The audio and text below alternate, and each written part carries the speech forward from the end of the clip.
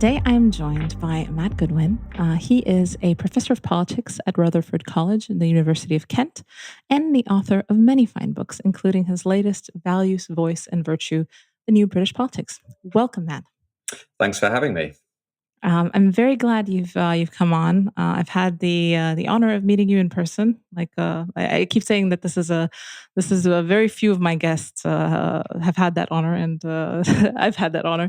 But now, just coming back from NatCon, it seems to be the case that quite a lot of the people coming on the show have met me, and I'm really glad to finally have this opportunity.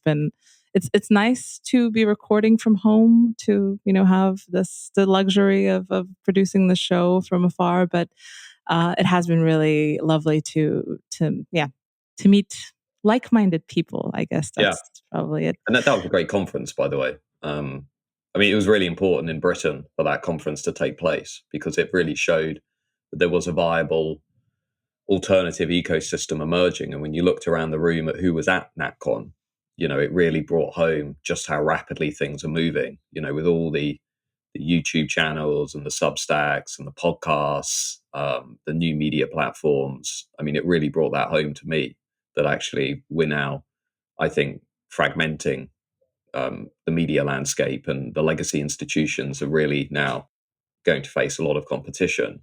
So I think it will come to be seen as a very important moment and conference, I think, at least in the British case. Yes, I hope so. It was an interesting feeling to be there because it felt so incomprehensible to people on the outside, like the way the media reacted to it. There was a feeling that this was something serious and ominous to the current establishment, but it wasn't really clear what exactly. I mean, the protesters outside were very funny, kind of, I don't know, comic relief. They were like these, I don't know, octogenarians protesting climate change and the Tories and things like that. Just it was completely, had nothing to do with what was going on inside. So I felt like they were kind of a symbol of a dying order now, not absolutely. be able to grasp what is going on. I think there were two points I took away from it that would be interesting, I think, for listeners. One was the people inside that conference were younger and also, by the way, more diverse than the people protesting outside, which I think was interesting and pointed to maybe some of the things we'll come to discuss about, longer term shifts in Western politics, which I think are being massively underestimated right now. And the second is the way in which the established legacy media responded. And I had a conversation with somebody at the Financial Times who sort of implied that this was a gathering of sort of, ominous fringe cranks. At which point I just said to him, if you look at the kind of main policies being discussed at this conference, lowering immigration, supporting the family, and promoting Britain's distinctive identity and history, those are all majority positions. Those are all basically 60, 70% positions. And I poll them on a regular basis. So in a sense, we had this really fascinating mismatch between the way the legacy media was talking about this conference and then the way in which the themes of the conference were really reflected in majority opinion. And so, to me, I think that is why there'll be another conference next year and the year after that and the year after that. And that is why I suspect actually NatCon will end up leading to something that is probably more political facing than conference facing. So, watch this space, I think. Yes. I mean, I sure am hopeful. It does feel like the difference that I've seen between the U.S. version of NatCon, which I attended as well, and this one, was that there is kind of a more immediacy in the U.S. one, just because there is more involvement in multiple layers of politics, and it feels like there are multiple levers that you can pull there. And a lot of the speeches there were kind of almost like business school case studies of, what we did in rural Tennessee to solve this policy problem, and how do you do it, and who do you involve in this. And here in the UK, it feels like the wheels are in motion, but the system itself is a completely different beast, and it just doesn't work at the same level of abstraction. And I mean, you've been someone who's thought about power, especially in the UK context, quite a lot. And I mean, what are the forces that are currently ruling Britain? That was kind of a question that appeared to me, when I saw Suella Braverman talking about kind of this almost a bit airy-fairy way of saying that we need to lower immigration. But okay, you are, as far as I understand, someone who's pretty much in charge of that, and the fact that it's more kind of an intention rather than anything tied to anything very specific. Because wasn't it in 2022 was it about 1.2 million? What was it? Long-term immigration into the UK estimated at 1.2 million. This is record-breaking stuff, Yeah. and it feels like this has been Tory government. It seems like that this is on rails, and no one can stop it. And the only countermeasure is people speaking very kind of in elevated terms of maybe thinking possibly of doing something about it, which is Yeah. I a think bit that's strange. true. I think we're in a very strange and unique position in Britain whereby the one party that has campaigned for more than a decade to lower immigration is now presiding over the highest rate of immigration that we've ever seen in British history. So our net migration rate, which just came out in the spring of 23 when we're talking, has now rocketed to 606,000, meaning 606,000 more people are coming into the UK than are leaving every year. And if you want a comparison figure, well, when David Cameron came into office in 2010, the first Conservative in this Conservative era, net migration was just around 230,000. It was then around 300,000 before Brexit. It's now 606,000. So Britain is basically in the midst of what I would describe as an experiment in mass migration. And that in turn reflects what I would call a liberal revolution that has been sweeping through the country since the 1980s.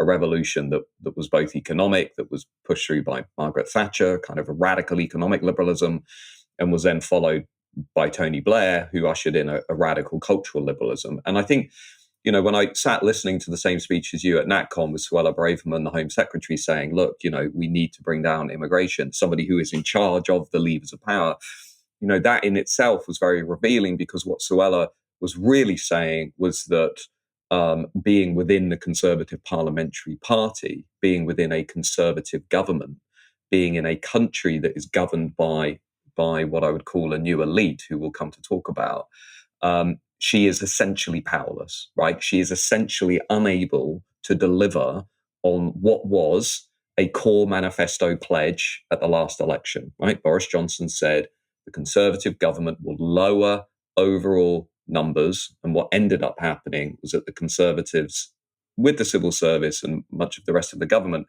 ended up liberalising non-European immigration, completely liberalising non-European immigration. And I don't really think a lot of people in Britain and outside of Britain have figured out just how dramatic this experiment is and how quickly it's going to unfold. But it is going to be something that the Brits have never seen before. And it's going to have a lot of profound political and social effects. I'm absolutely convinced by that. But underneath it all is this group, the new elite, who I'm sure we'll talk about. Mm-hmm. No, I think it's a good way to move into describing the parameters of the new elite and maybe how they are distinct from the old elite. Because in the UK, what I found when I was living there, that there was kind of this specter of the establishment of the posh upper classes, kind of I didn't really meet many people who would be qualified as that. I heard an interesting distinction between who was posh and who was not while working in tech in London. It was always the people who had ski holidays with their parents, apparently were the upper crust, the privileged caste. That was kind of the thing. And the people who didn't were kind of the working class drivers who got to work in tech because they were, work their asses off. But it was kind of in the water, but because things were already changing when I got there, it didn't seem to me to be that relevant, though people were kind of still, like I said, still haunted by it. So I wonder how does the new elite distinguish itself from the old elite? Yeah, it's an interesting comparison. I mean, Nancy Mitford in a much earlier era famously compared the vocabulary of the kind of upper class and the working class, and said, well, if you refer to your evening meal as tea, then you're definitely working class. If you refer to it as supper, you're definitely part of the elite. And I think that's those markers of status are still very visible. We still have, as Orwell said, I mean, Britain is the most class-ridden society on earth.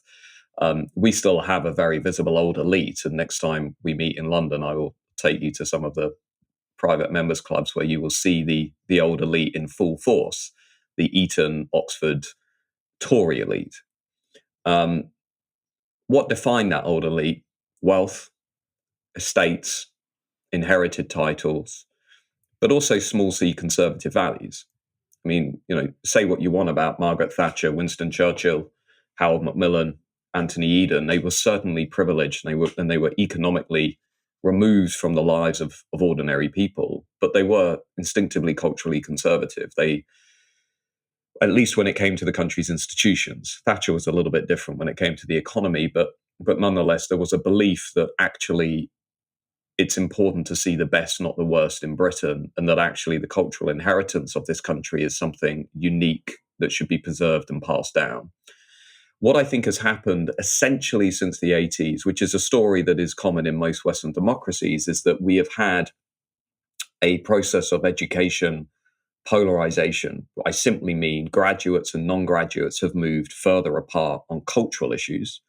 So elite graduates from Oxbridge, Oxford, Cambridge, Russell Group universities have basically moved sharply leftwards on immigration, identity, culture, history, gender identity. In America, they obviously call this a great awakening, that partly in response to Trump, partly in response to all of the turmoil of the last decade, white graduate liberals basically moved sharply left on cultural questions.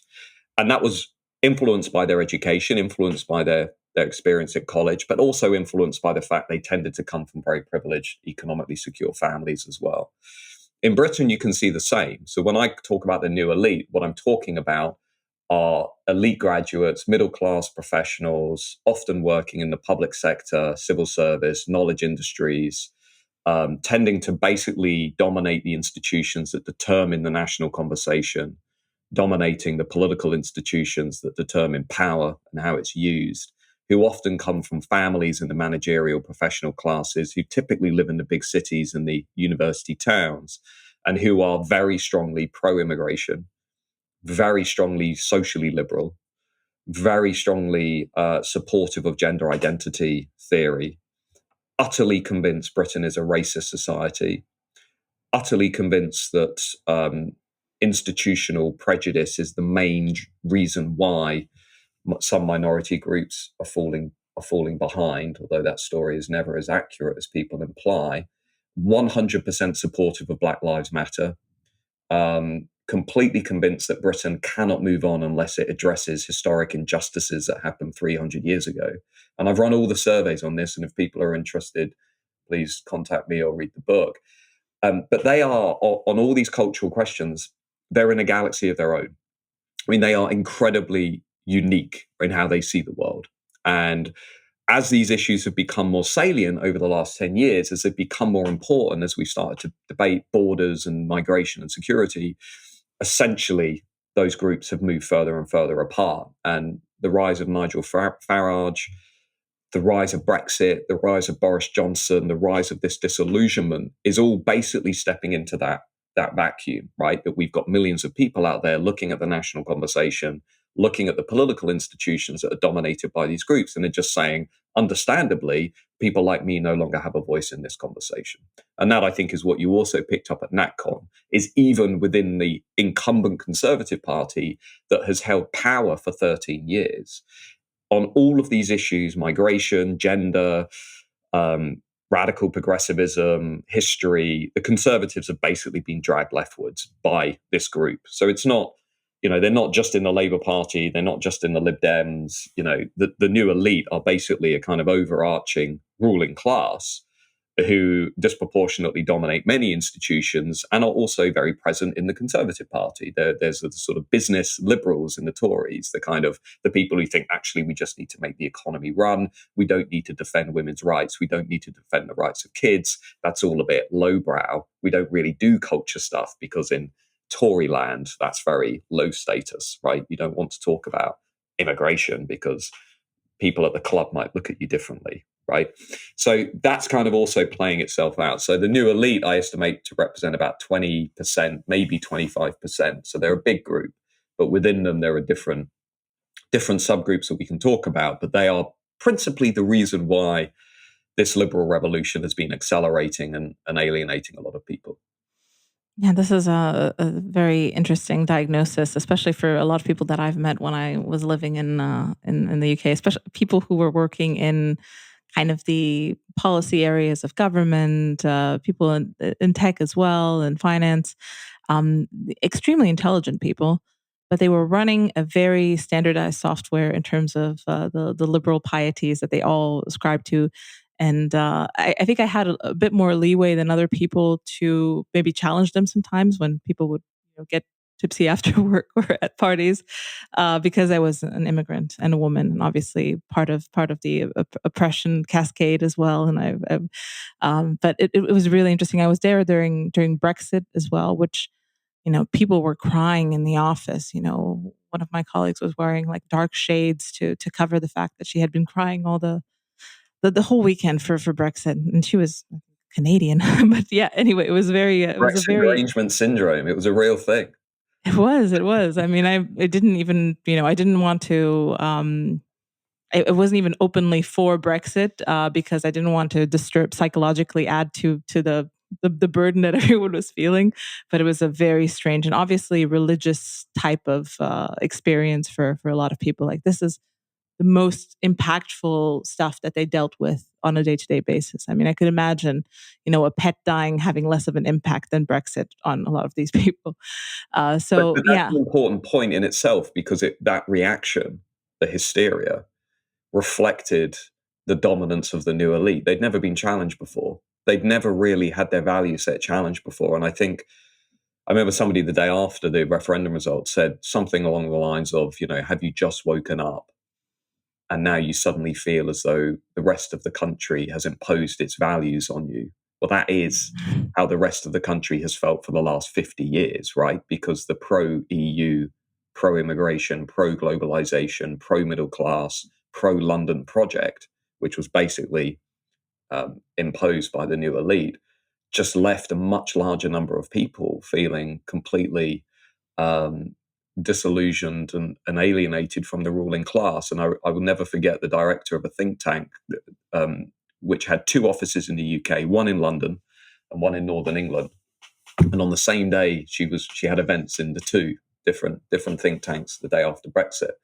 In London, everybody was crying, and in Northern England, everybody was celebrating. One had champagne, the other had tissues, right? And it was a symbol of the geographical, educational, cultural divides that we've since been talking a lot about in the West, right? And there is no conspiracy going on. It is simply education-based polarization, which is being compounded by geography and generational change. That's the story of the West right now. And that is basically being pulled into politics by entrepreneurs, by the Maloneys and the Farages and the Le Pens and the Trumps and the DeSantises, who have sometimes responded well to that. And they've said, you know what, actually, we need to slow this thing down and oppose it, and we need to pull these people into politics. And sometimes, in the case of the British Tories, it's being responded to very badly because they failed to see how the ground is moving. They failed to see that we're in a completely new chapter now in politics. We're in a completely new era of realignment. And there are parties that have acknowledged that and are running with it. And there are parties that still think they're living in 1985, and they're just refusing to acknowledge that the ground has shifted. And Britain, I think, is fascinating for all of those reasons. It's just simply so out of step with the rest of the West now. And the British Tories, compared to conservative parties elsewhere in Europe and elsewhere in North America, just look like a relic. In 2019, they looked like they were ahead of the curve because it was, Johnson and the big majority and, mobilizing all of these working class voters in Northern England. Fast forward only a few years, and you just suddenly realize that a lot of that was just completely misleading. And they're actually now just giving us a textbook masterclass in how to lose a realignment. Yes, I think what you highlight as this tension between the kind of urban elite and the people who were left behind in the rest of the country, kind of northern England versus kind of the south and the more affluent areas. Um, that was an interesting observation for me as well, because the lack of allegiance that the people that I've met in London had to the people in the heartland, and the affinity that they had for people who were maybe more exotic, or maybe more like the mishmash of people that they met working, because these companies and these universities and these places where you go, you meet probably a certain amount of people coming from abroad as well. And I feel like these are obviously high caste people from maybe third world, second world countries. And then I guess the selection effect that you have there is that you actually do have more in common with some Brahmin caste person from Mumbai that's studying at UCL than you do with someone who is maybe from a forgotten place like Blackpool or something, that you really don't have that affinity. You wouldn't have stuff to converse about. So I guess that seemed to me to be a very important ingredient in how people perceive themselves, and why the causes such as immigration or anti-racism and things like that. Because not only did they feel affinity to these people that they met during university or were working with, they also felt the tension with the people that did not accept these people, or Yeah. that felt that the country was harmed by letting more immigrants in. So yeah, it kind of makes sense, but it's not necessarily representative of all of immigration, which I think it was a big problem as well, that people didn't realize. I think it was Christopher Lash who once said in Revolt of the Elite that this was '92. It's a great book. It's way ahead of his time. Wrote it on his deathbed, um, but he made the point that the problem with the elite that was on the rise through globalization was that it had more in common with the people in the JFK Airport or London Heathrow than they had with their fellow citizens. And Roger Scruton made the same point about the elite essentially embracing the politics of repudiation, that they have sort of come to define themselves and derive status by essentially repudiating much of the rest of their own country while aligning themselves with elites in other parts of the world. Um, Daniel Bell in 1972 called it the rise of the adversary culture, that essentially for the first time in history, we were seeing the rise of an elite that derived social honor and respect by openly rebelling against the traditional institutions in society. And I think with wokeness or radical progressivism, whatever your favorite term is, we can now basically see this in overdrive, that the continual attacks on history, cultural inheritance, national identity has basically gone mainstream. And I think those writers were very early to notice it, but it's now basically mainstream culture. Everything else is downstream of it. And the most interesting aspect of this for me, and something I know that a few of us talked about at NatCon, is the rise of this notion of asymmetrical multiculturalism, that increasingly now you can only celebrate your national identity, if it's reframed through a celebration of international themes like diversity and multiculturalism. Um, every other group is allowed to celebrate its distinctive identity, history, and culture, except the British, the English. They must reframe their national identity around the celebration of diversity and liberal themes, right? And I was quite struck. I was reading Francis Fukuyama's book Identity recently for something I was writing, and he makes this really great point. He says, if the only basis of your national identity is diversity, or saying that you're welcoming of others, it's like saying you don't really have an identity of your own. There is no instinctive, instrumental belief in yourself if the only thing that you're saying is the basis of your entire identity is a celebration of some amorphous, vague, meaningless concept like diversity. And that essentially is what's happening in Britain. Essentially, Britishness, and more specifically Englishness, is either being reframed around this notion of difference and diversity, or the new elite are routinely attacking the foundations of that. Little England is used routinely as a derogatory term, that the Brexiteers were little Englanders. They didn't know what they were doing. They didn't understand the wonder and the complexity of London. They didn't understand the fantastic effects of diversity and immigration. They were little Englanders. Whereas if you speak to people in England, where I grew up, there was a very instinctive pride in being a little Englander. You are somewhere. You are defined by your ascribed identities, by your attachments to community, to locality, to being eccentric and strange and having very bizarre tastes. And all of these things are all well talked about in the 1940s and 1950s. But the new elite is sort of now in overdrive to kind of undermine this sense of national identity. And it's finding its expression in this asymmetrical multiculturalism, which I think is basically now the dominant framework, particularly in Britain. And you see it in Canada.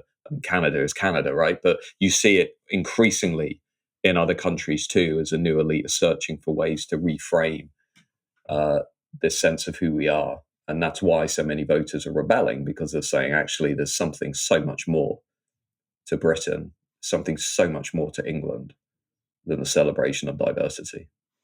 And there definitely is, and I think that's one thing I've tried to highlight in my speech at NatCon as well, is the impact that this perspective, this kind of we are only a vessel for the world, has on the immigrant himself. It's a corrupting influence in the sense that you come to England. I mean, I came with my own set of thoughts about England, and I'm very much an Anglophile. And I also noticed that you were, I think, if the biographical data that I found on the internet is correct, you're from St. Albans, which is a wonderful place. This is the most beautiful place, I think, in probably a big chunk of England. And yeah, I wanted to say that that's probably one of the places that made me fall in love with England and the countryside, because we used to go on kind of lots of walks and on the weekend. And yeah, I mean, this is just a parenthesis, but it's there's so much beauty and culture and richness in England that we as immigrants are encouraged to not only disregard but feel superior to, which I think is incredibly corrupting. And I've seen people that I know be corrupted by this, in the sense that a lot of mainstream media in the UK is just about how little Englanders and racism, how it's pervasive. And I know a lot of people that have been convinced by this. They are convinced that the Englanders are racist against Romanians. I mean, you would say there's probably a more Romanian phenotype, but these are white people who speak pretty good English. There's it hasn't happened to me that people were racist against me, but I've seen people like slowly be convinced that this is the case. And it's not something that is helping immigrants. It's not something that's adding to their quality of life. It's adding to this kind of conspiratorial haze that we are being pursued by the majority. And it's in a way it's doing the opposite of its intended effect. It's not felt as we are differential to you. It's felt as we are actively hostile, and we're just letting you know through the press that you're being persecuted. It's a device that essentially the new elite use to control the national conversation. And that's, Michael Lind makes this point very well in his book, The New Class War, that essentially the new ruling class will stigmatize much of the rest of the country as racist, fascist, gammons, rednecks, deplorables, partly to delegitimize the arguments and points that they're making. And we've seen this in Britain famously when the Labour Prime Minister Gordon Brown denounced a Northern Labour voter, Gillian Duffy, as a bigot when she said, look, how much migration is this country going to experience, right? Essentially, she was just asking a question. I mean, what's the plan here? Is this it? Just transforming Britain into a country of mass immigration? Is this the plan? And she was denounced as a bigot. And I think, in essence, this device also which includes expanding concepts. So expanding concepts like racism and far right and so on, is used to really try and control the parameters of the national conversation, and to try and make it clear that some debates are beyond the pale. I don't think it's as successful as it used to be, because we've now got populist entrepreneurs who have basically broken through that and have, forced conversations onto the agenda. And I think voters have become very aware that this tactic is being used. But it is definitely happening. Now, if you look at the evidence in social science, where I work, beyond any doubt, levels of racism in Britain have never been lower. Levels of prejudice have never been lower. We're one of the least racist, prejudiced countries in the West today, as most academics also know. Now, of course, they won't point this out because it violates one of the founding creeds of liberal progressivism, right? The kind of catastrophizing that goes with portraying much of the West as institutionally racist. But it is true that we've never been as least racist as we are today. And you can also see this in the way in which the new elite talk about group-based disparities. And there was a very interesting example recently in Britain where we had a new report by Tony Sewell, a government report, which simply said, look, if you want to understand why some racial ethnic groups in Britain are doing better than others, it's not actually about racism. It's about family breakdown. It's about poverty. It's about a complex mix of deprivation, cultural factors, local schools, and just kind of said it's not basically just to do with racism. And, as you can imagine, the reaction to that report was hysteria, and the new elite just couldn't handle it, right? That there might be something else going on than racism. And what is this family breakdown point? This sounds really controversial. And Tony was basically, faced a cancellation attempt. And this was best symbolized by having the offer of an honorary doctorate from my old university, the University of Nottingham, withdrawn because Tony was considered to be too politically controversial for suggesting that racism was not at the root of everything. Now, here's the irony. Nottingham simultaneously has 2 university campuses in China, takes truckloads of money from Chinese international students and leaders of the Chinese Communist Party, but does not see that in any way as politically controversial. But if you question the central creed of liberal progressivism, as Tony did, then you are basically outcast. Now, that in a nutshell was a great example of how the new elite see the world around them, and what happens, I think, when you violate these expanded concepts and these, the language that goes with the new ruling class. Yes, it does feel like we're approaching a new, hopefully, fork in the road in terms of how people talk about group differences. Because I mean, you could see this quite a lot now on Twitter. There's a lot more graphs going around, a lot more revelatory information about disparities, and it's they're not being eliminated, swiftly canceled anymore like they used to. And I'm referring obviously to crime statistics and all sorts of kind of discrepancies between immigrant groups. There are quite a few big and growing accounts now that essentially just do not collecting new data, but using things like, I don't know, FBI data, things that are out there and have not been completely violently suppressed yet, to kind of make the point that, okay, there are unsavory facts about group differences that cannot just be explained by racism. And it feels to me that there is a bit more of an opening in this direction. I mean, you as a social scientist, and you as someone in the UK, which is a different ecosystem, have you felt that there is an opportunity to discuss things maybe in a bit more of an open way than there used to be? I'd like to think that's happening. But I still think when you look at the reaction of the people in power to certain things that have happened in recent history, the George Floyd example being the most obvious, but but also looking at the way in which data is now openly manipulated to serve ideological ends, I'm actually quite skeptical. I'll give you an example. So we had the sexual exploitation of young, mainly white British girls by predominantly Pakistani grooming gangs, and not just in one city. This was across the UK, and it was systemic, and it was endemic, and the evidence on it is the most depressing, enraging kind of evidence I've ever read, and the worst bit about it is the failure of anybody in power to take it seriously until outsiders and renegades and activists basically had to force it onto the agenda. One renegade journalist at the Times newspaper, Andrew Norfolk, campaigners, activists, Tommy Robinson, English Defence League, among others, who basically made it their defining kind of campaigning issue.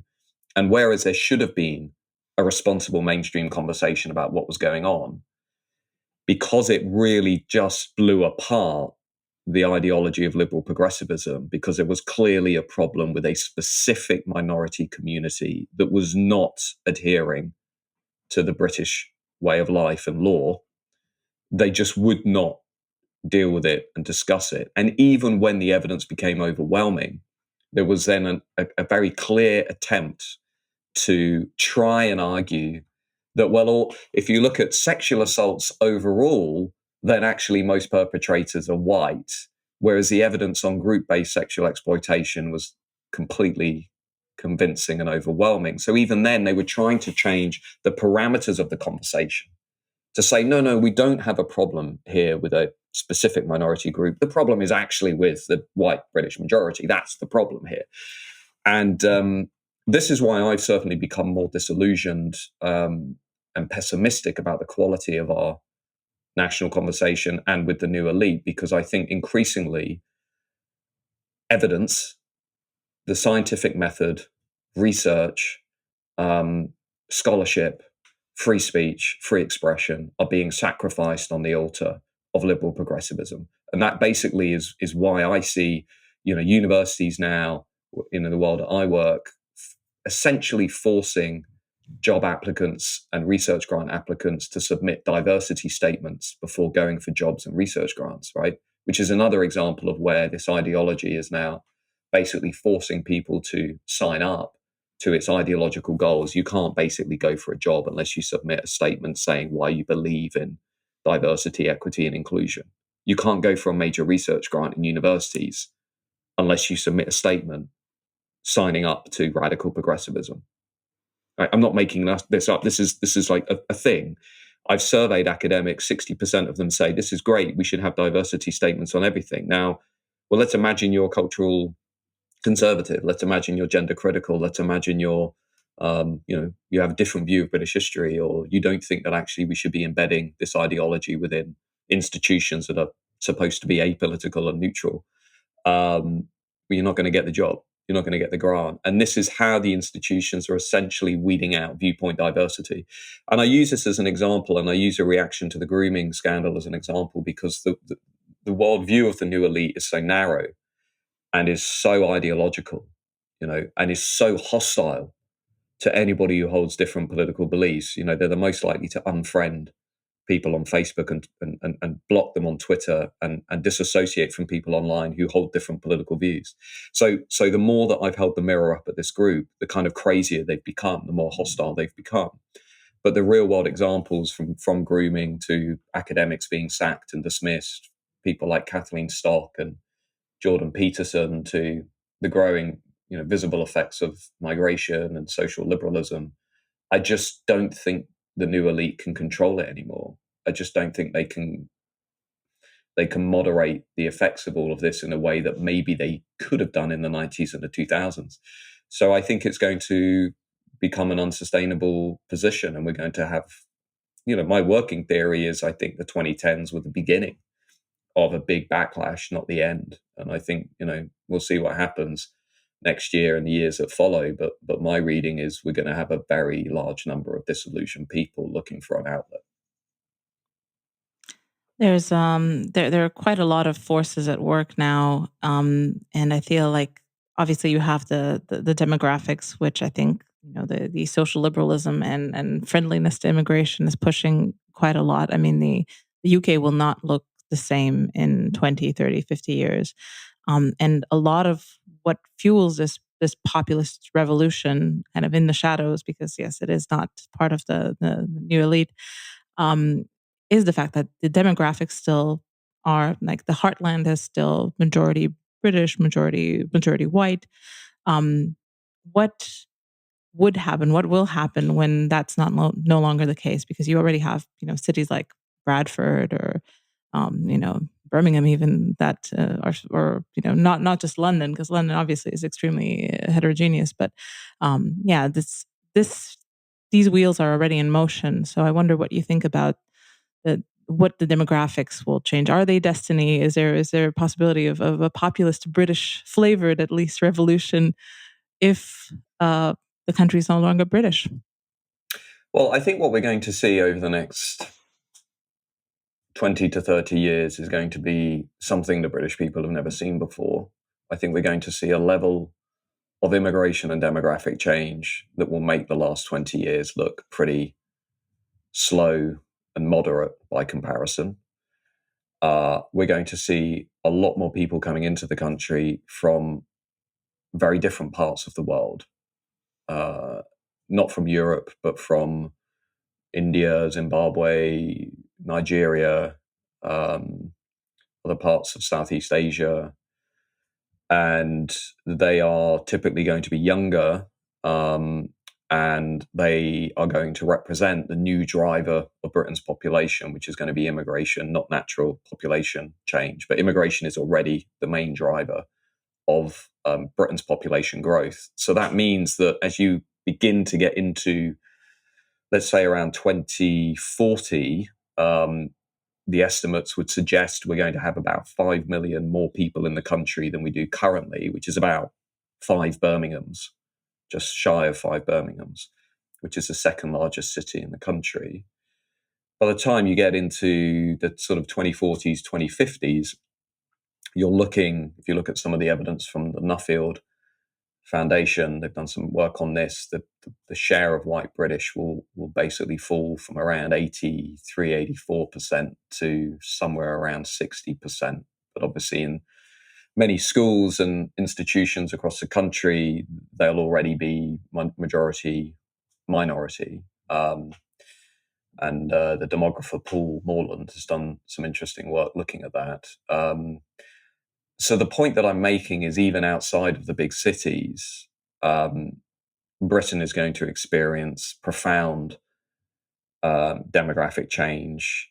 And I think because of the failure of our politicians to invest seriously in controlling that, or even managing the integration of that, some of the things that we've seen recently, like the urban disturbances between young Hindus and young Muslims in cities like Leicester, if we're not careful, is going to become more common, more frequent, unless we can figure out how better to integrate arrivals, and in my view, dramatically slow the pace of change and the level of inward migration.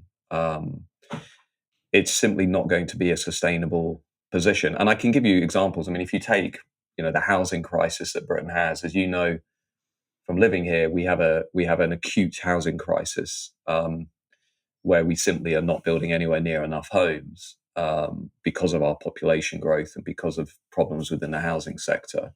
Last year, we built 204,000 homes. The estimates suggest we need to build at least 616,000 just to keep up with the demand from immigration.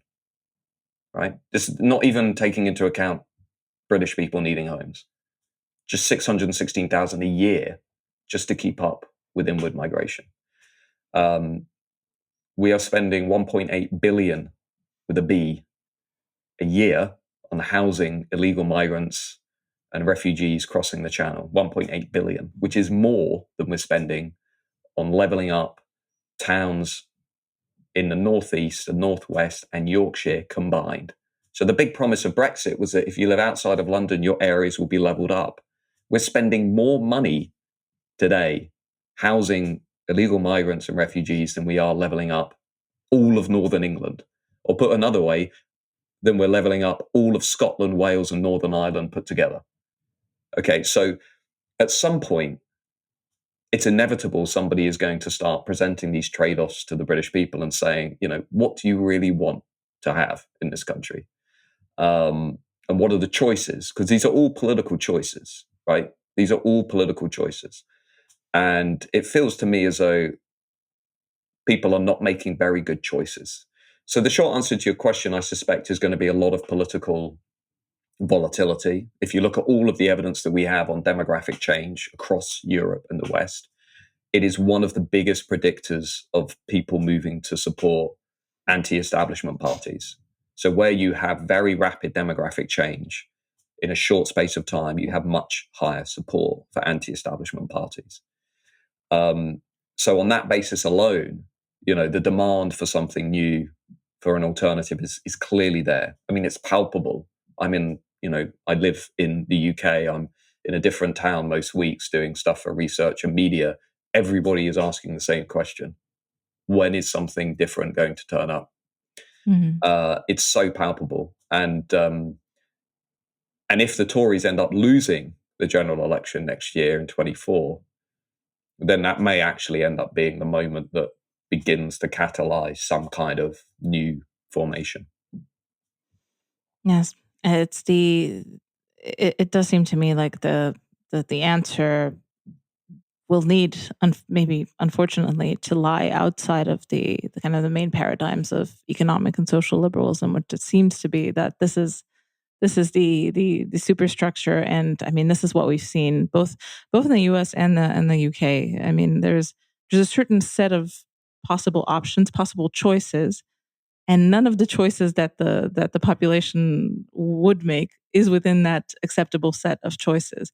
There are little things that you can, little levers and little dials that you can, change on a policy level within the set of choices, but none of them actually make any dent in the actually important things that the population cares about.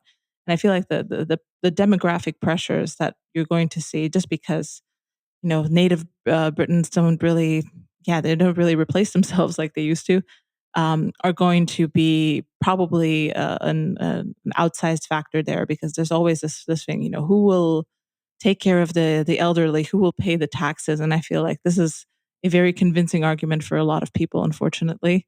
And it's also a ridiculous argument.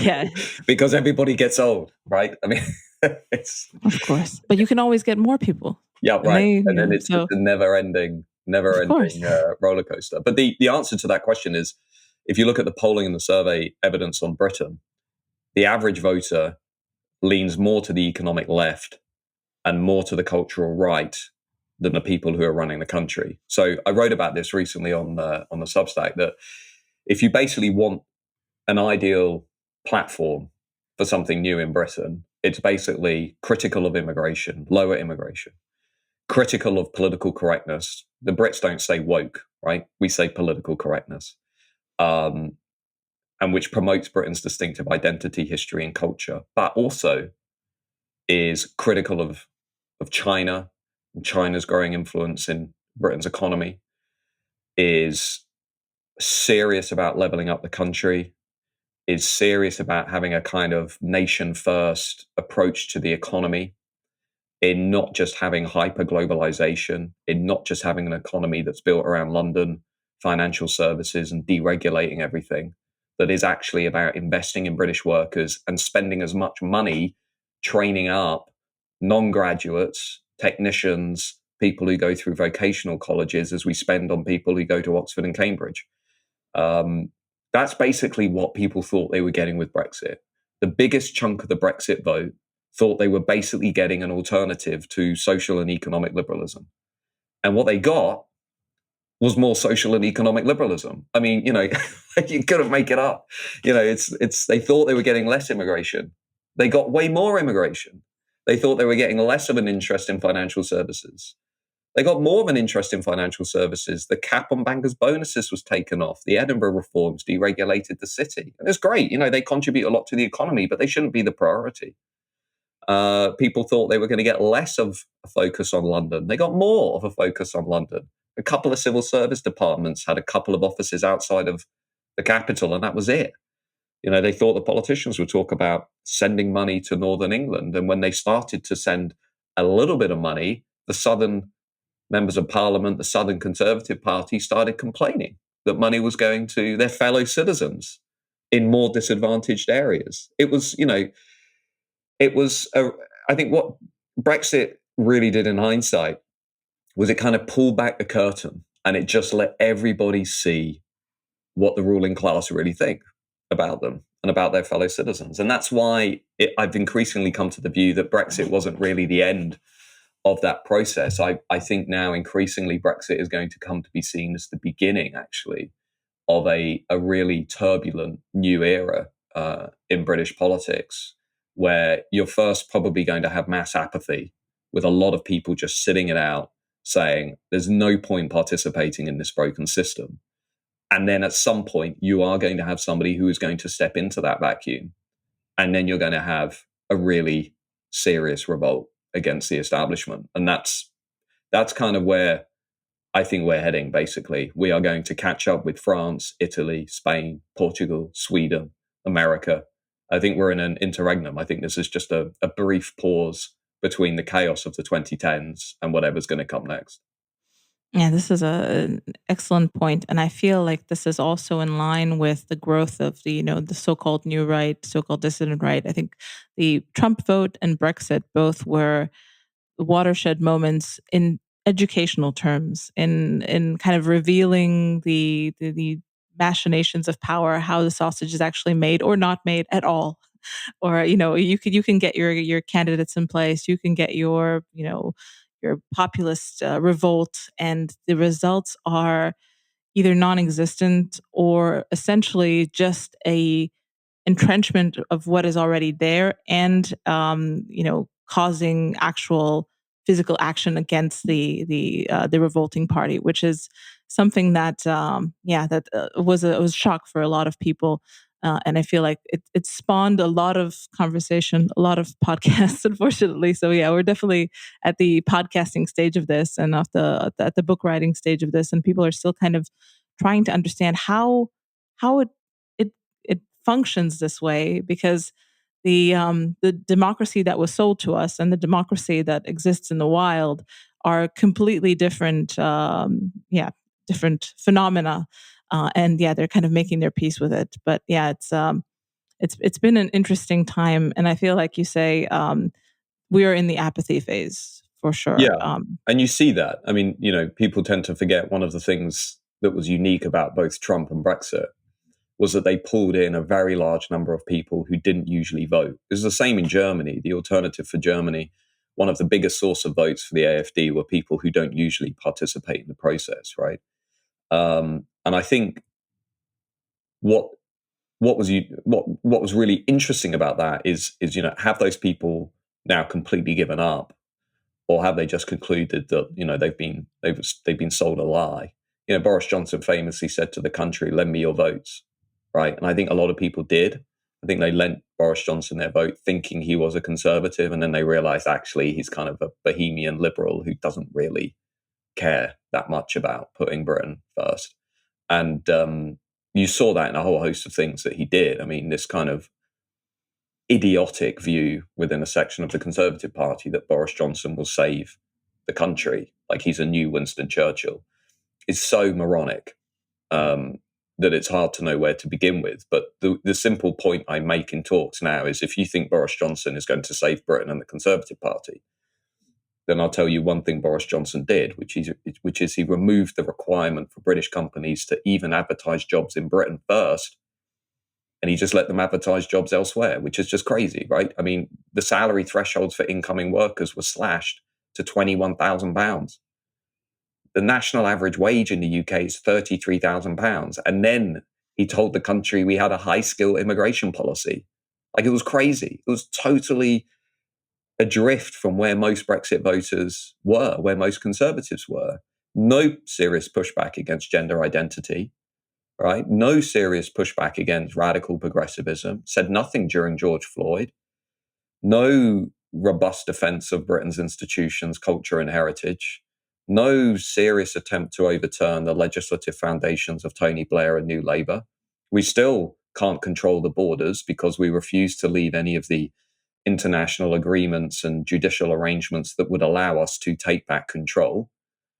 We've become a laughingstock. I mean, we're not a serious country anymore because I think we have a leadership that doesn't really want to deliver on the things that it promised voters it was going to do. So I genuinely think we need something new. I think we need something outside of the party structures. Not, the Conservative Party, I don't think is really capable of being reformed. There are lots of people who say what you need to do is replicate what Trump did in the US, right? You need to replace the dominant faction of the governing Conservative Party. People who make that argument have a fundamental misunderstanding of what the Conservative Party is. It's dominated from top to bottom by business Tories who would never, ever let anybody with those kinds of ideas be selected as a candidate, never mind take over the parliamentary party. Just wouldn't happen. The only thing in history that the Conservative Party has ever understood is pressure from the right. It's the only thing that has made the Conservative Party move.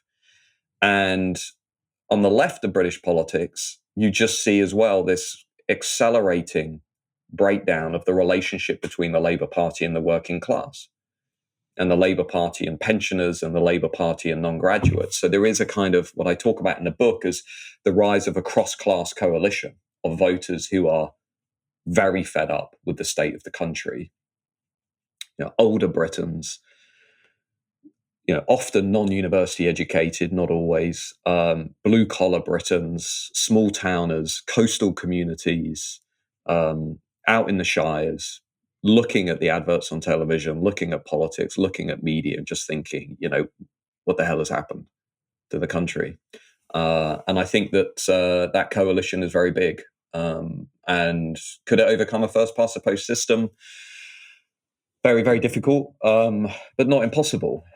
The Labour Party replaced the Liberals in the early 20th century, and the Canadian Conservatives replaced the Progressive Conservatives in the early 1990s in the first-past-the-post system. Very, very difficult, but not impossible. And that, I suspect, is where we're going to end up heading in the remainder of the 2020s. That battle, that political battle, in one way or another, I think is going to have to happen. Yeah, there's an additional, unfortunately, complicating factor here that, what we've learned from the Trump victory in the U.S. is that, you can change the people at the top, and you can change maybe one, even two layers at the top, but in terms of who actually, who are the foot soldiers of every government institution, it's still the new elite. I mean, you're saying this is up to 20% of the country. And yeah, these tend also to be the more competent people. They tend to know how to make the managerial system work. We don't know how to live without a managerial system, in the sense that you need governing bodies like consumer protection. All of these things, they're essential in many ways. I'm sure there's a lot of bloat, obviously, but all of these organs of our extremely complex state and market apparatus need someone at the helm. And unfortunately, for now, it's these people, and we're not really educating sleeper agents very well, at least as far as I've noticed. At least that was the case maybe like 4 or 5 years ago while I was still in London. Pretty much everyone was signed on to the elite creed. I feel like this is a challenge that you've seen in America as well. Finding your people, because you would need to replace a massive amount of these people to actually, to change the direction within these institutions. I think you would need to basically prioritize institutional reform, which obviously is something that Trump has talked about doing now, going into potentially a second term, that the people in and around his campaign will say to you openly that, the big mistake they made in term one was not reforming the institutions. And having a kind of alternative bureaucratic class or activist class that is capable of diversifying the range of views and beliefs and actions within those institutions. Now, if you look at the UK, one of the things that I've been involved in, for example, was pushing through the Higher Education Academic Freedom Act, which basically makes or establishes a legal requirement on universities to promote free speech, but also ensures that people who dissent cannot be sacked or harassed for their political views. And if they are, they can sue the universities. And that came into law a couple of weeks ago in May 23, and is an example of the way in which I think you can use the state and legislation to basically begin by ring fencing. So to begin by securing the positions of contrarians and challengers who are in the institutions as a very first step, right? That's just as a minimal first step. But then secondly, beginning to bring forward ideas and policies for radically diversifying who is in the BBC, who is in the public sector institutions, who is in the civil service, who gets selected for things like the fast stream, because the institutions are incredibly lopsided toward the elite graduate class. And in turn, as that class has drifted leftwards on culture, they've taken the institutions with them. And I always say to people, just look at the BBC homepage as a proxy. If you want to know what the new elite think and prioritize, just look at the BBC homepage every day, because it's usually, pride story, grievance story, victim story. Oh, something happened in Iran. That's basically the kind of sort of default ideology on display. So we need to radically diversify the institutions for sure. But I think more generally, we probably need to start thinking about alternative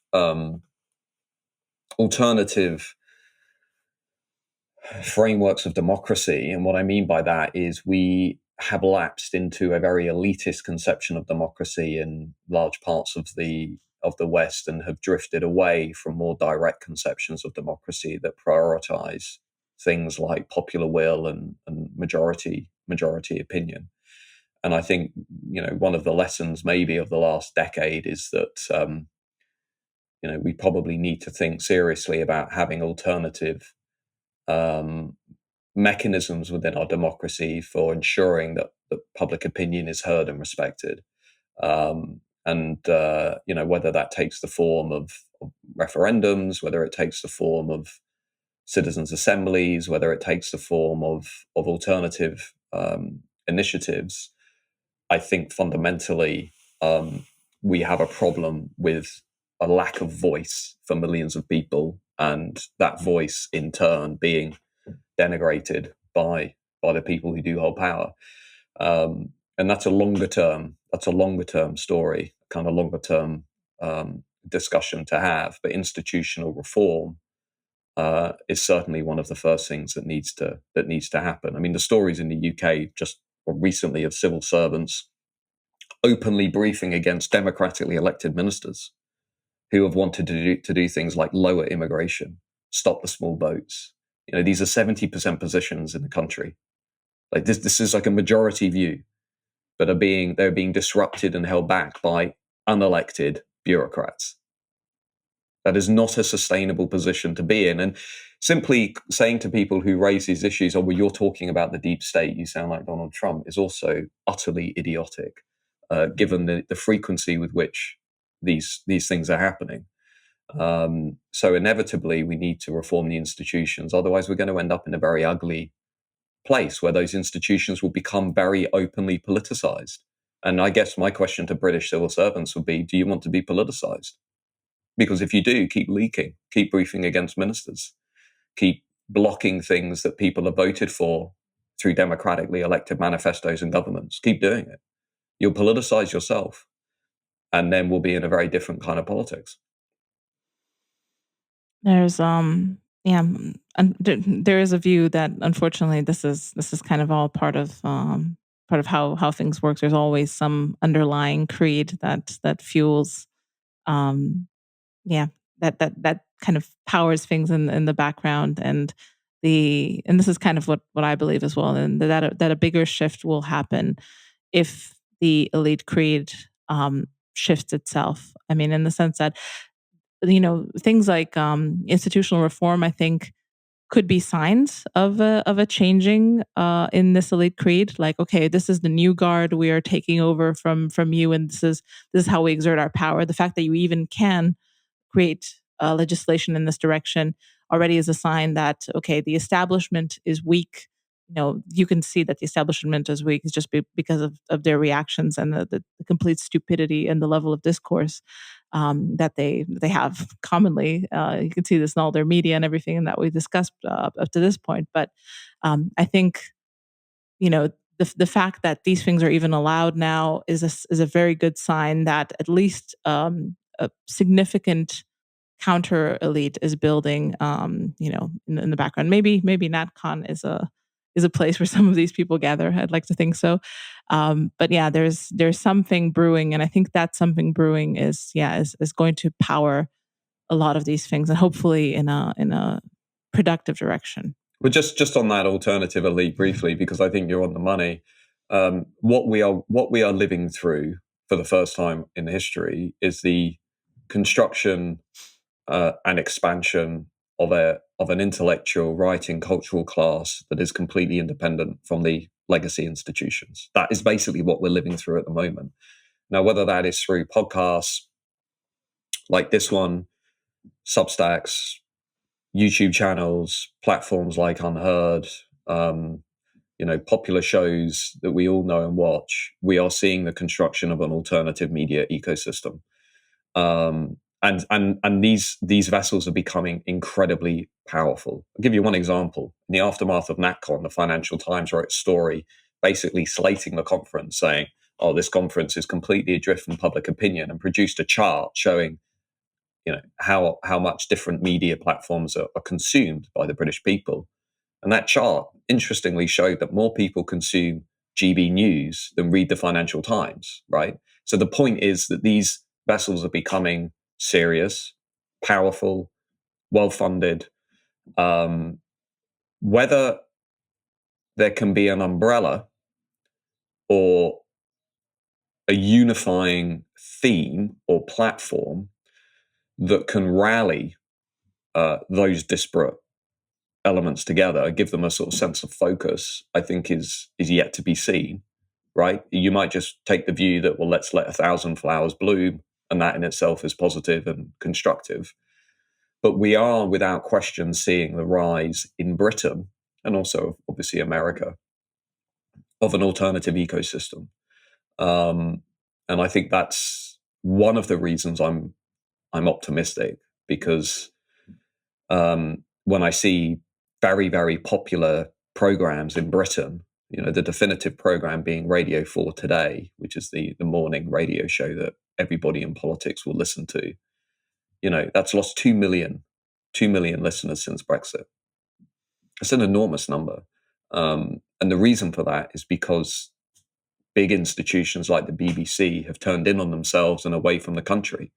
And that brings a huge opportunity for alternative ecosystems and media to basically fragment the landscape and actually build something different that is more in touch with public opinion, that is doing a better job of giving people a sense of voice. Now, whether that can be translated into agency and mission is another thing, right?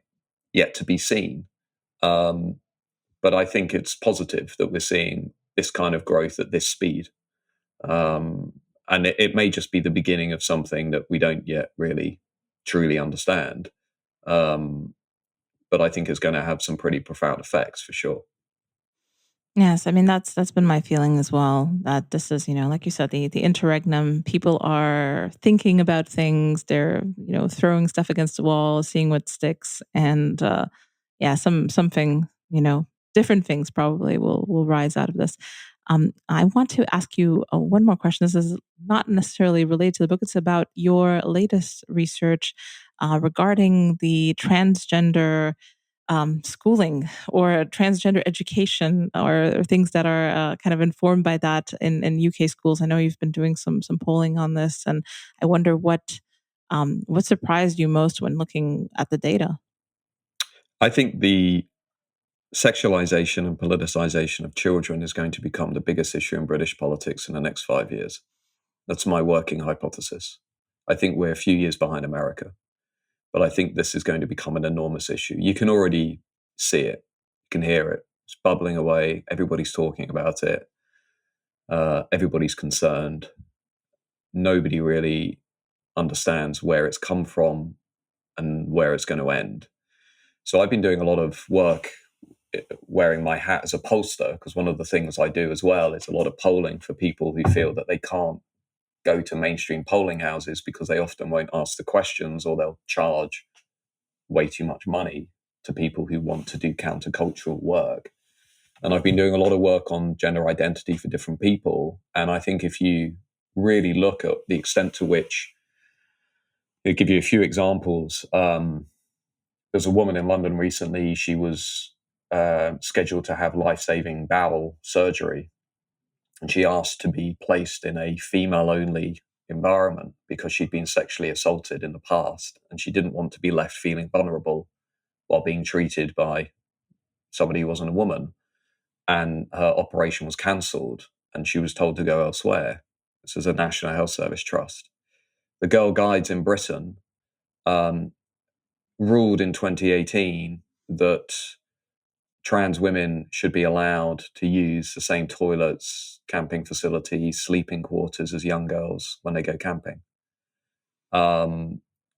Schools have now reported that young girls are skipping school or refusing to go to the toilet all day rather than share gender-neutral toilets with young boys identifying as women.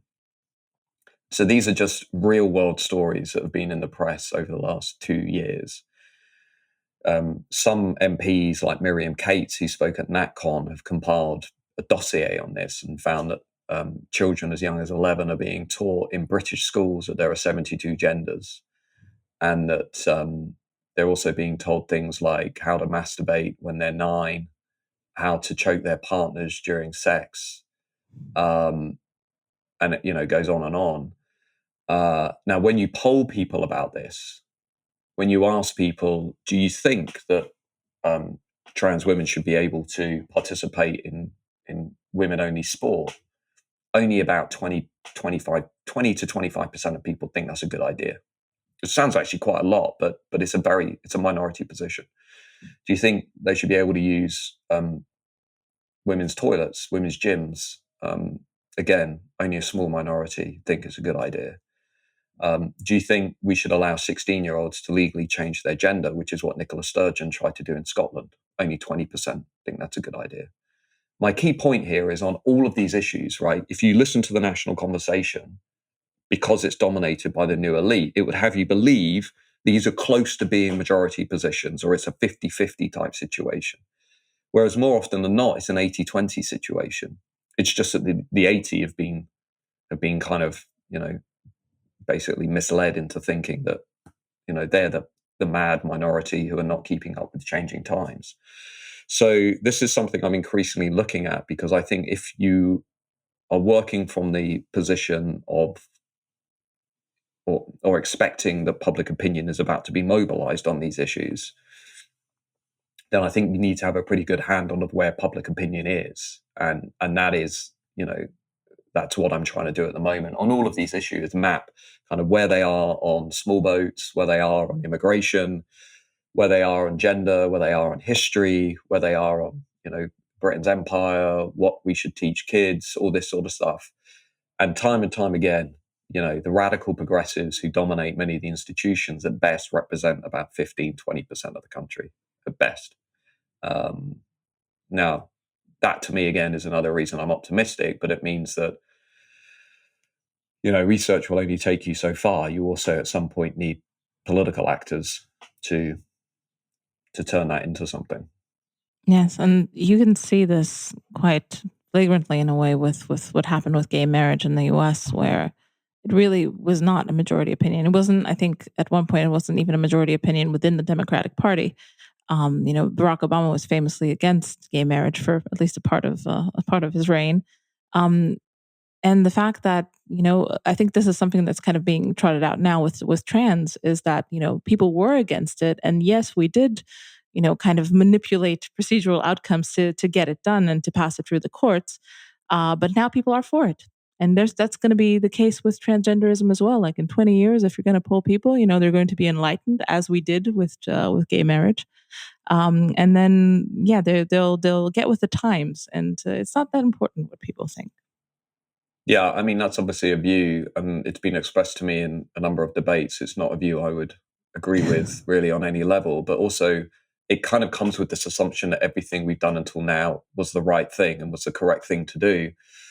Whereas I think if you look at the evidence on, what I would argue, the evidence on how social liberalism has impacted things like family breakdown, children's mental health, depression, alcoholism, drug addiction.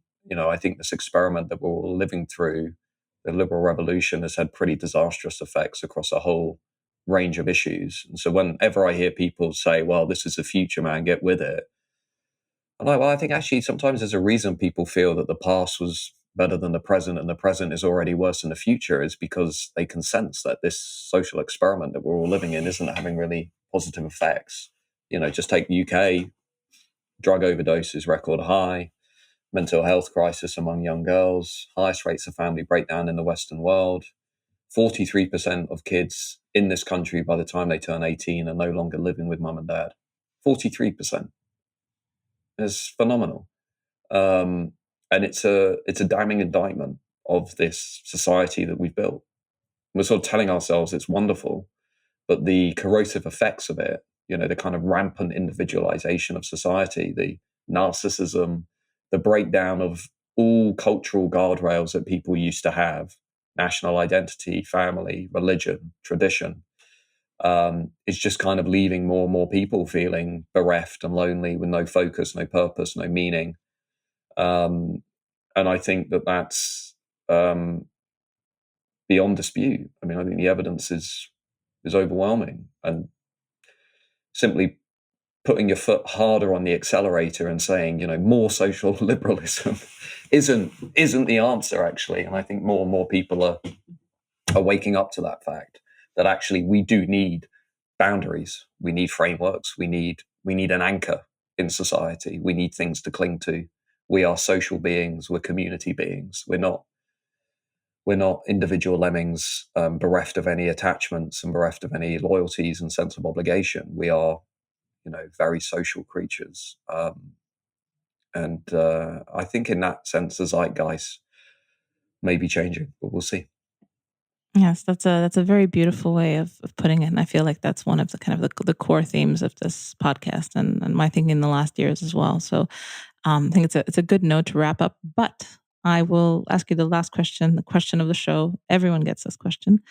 Do you have a subversive thinker in the spirit of the show that you'd like to recommend to people who you think might be a little bit underrated, or people would just do well, getting to know? Subversive thinker. Well, I mean, speaking from, the people who've influenced me, who I always kind of make a point of talking to my students about, I think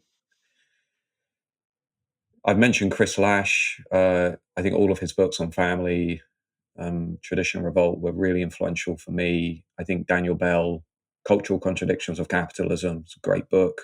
Recommend that. I think Michael Lind has been very influential in different ways in my thinking. Eric Kaufman is very influential for me. David Goodhart is very important in Britain. I'm just giving you lots of names now. Oh, that's perfect. So that's perfect. Not a single thinker per se. Ed West is one of my favorite writers in Britain right now. I think he's just killing it right now with his critique of the establishment. But yeah, there's a list of people to begin with. Yes, excellent. I mean, I'm glad that at least a few of these have already been on the show, and I'm happy. Actually, Eric Kaufman was on like a few weeks ago, which will come out in the future. He's brilliant. He's both a close friend and someone who, I've learned this phrase from my Zoomer students, Gen Z, based, which I know I sound so old right now, but based is kind of like sticking to your principles and not really giving a toss of what other people think about you. Or I love that phrase. And all of those people I just mentioned are based. Yes. Or as another student, I don't think I can swear on this show, but one of my students said, came in with a T-shirt and it just said, "0 fucks given." Yes, I Maybe mean, we need that's some more people in public life who are like that. exactly, exactly. Well, I think that's a wonderful note to end on. I do hope people are more based and have 0 of whatever they like to give, not given. And yeah, I'm very very happy that you've been on the show. I want to point people toward you have a Substack and also the new book, which is called Values, Voice, and Virtue: The New British Politics. Thanks for listening. Thank you so much.